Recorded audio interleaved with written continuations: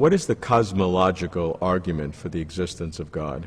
The cosmological argument is actually a family of arguments, different arguments, that all attempt to prove, on the basis of the existence of the world, that there is some sort of a first cause or sufficient reason for the existence of the world.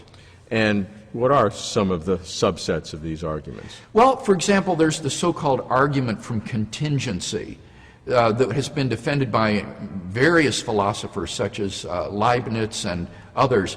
And it would go something like this. Anything that exists has a reason or an explanation of its existence, either in the necessity of its own nature or in some external cause. Now, if the universe has an explanation of its existence, that explanation would be God, a transcendent being beyond space and time. The universe is something that exists, obviously, and therefore it would follow that the universe has an explanation of its existence, and that explanation is God. That would be a kind of quick and easy summary of the basic premises of the contingency argument. And then one would need to talk about why one believes those premises to be true. Are there some other cosmological arguments? Yes.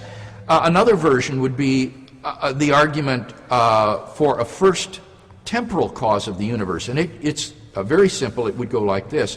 Whatever begins to exist has a cause. The universe began to exist, therefore the universe has a cause.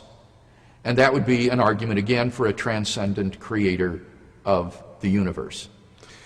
And how have these arguments fared through their intellectual history?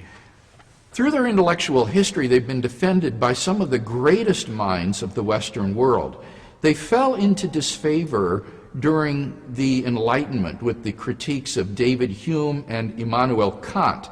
But during the 20th century, these arguments have resurfaced with enormous vigor, such that today, among the finest philosophers in the English-speaking world, you will find sophisticated defenders of all of these traditional arguments for God's existence. So we're really living at a time which is enjoying something of a renaissance of natural theology.